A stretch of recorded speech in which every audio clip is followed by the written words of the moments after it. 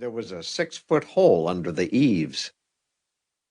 I had arranged to leave the next day, and a storage company was to call in the morning for my few sticks of furniture. I had half planned to take boat for Jamaica. I wanted to think and plan. I had nobody dependent on me, and was resolved to invest my little fortune in such a way that I might have a modest competence, so that the dreadful specter of poverty might never leer at me again. The Eskimo dog was growing uneasy. It would run from me, looking round and uttering a succession of short barks, then run back and tug at my overcoat again.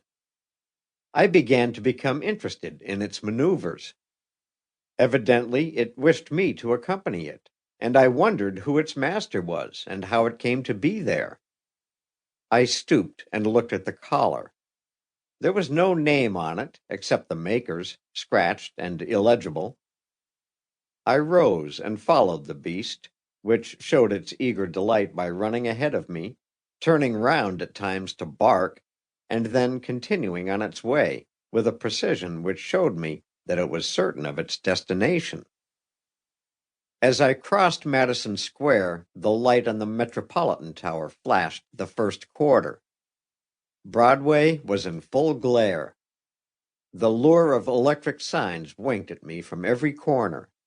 The restaurants were disgorging their patrons, and beautifully dressed women in fine furs, accompanied by escorts in evening dress, stood on the pavements. Taxicabs whirled through the slush.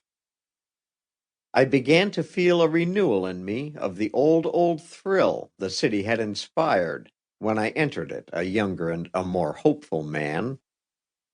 The dog turned down a street in the 20s, ran on a few yards, bounded up a flight of stone steps, and began scratching at the door of a house that was apparently empty. I say apparently, because the shades were down at every window and the interior was unlit, so far as could be seen from the street, but I knew that at that hour it must contain from 50 to 100 people. This place I knew by reputation.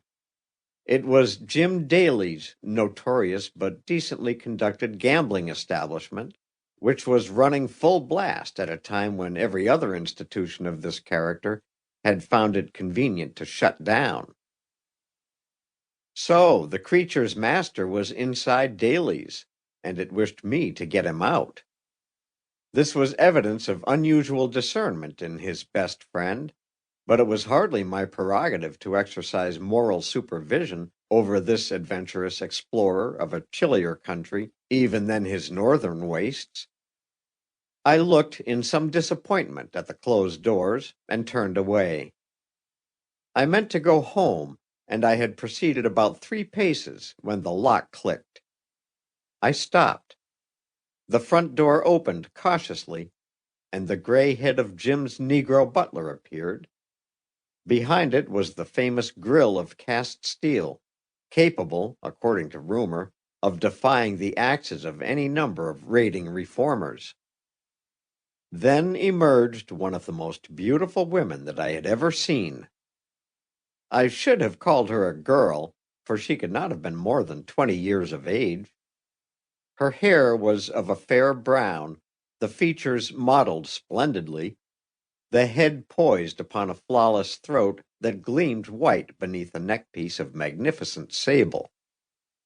She carried a sable muff, too, and under these furs was a dress of unstylish fashion and cut that contrasted curiously with them. I thought that those loose sleeves had passed away before the 19th century died.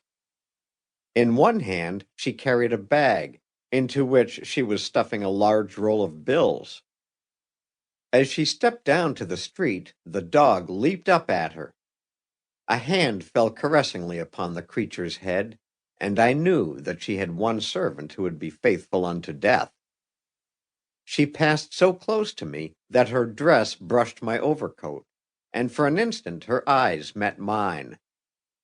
There was a look in them that startled me, terror and helplessness, as though she had suffered some benumbing shock which made her actions more automatic.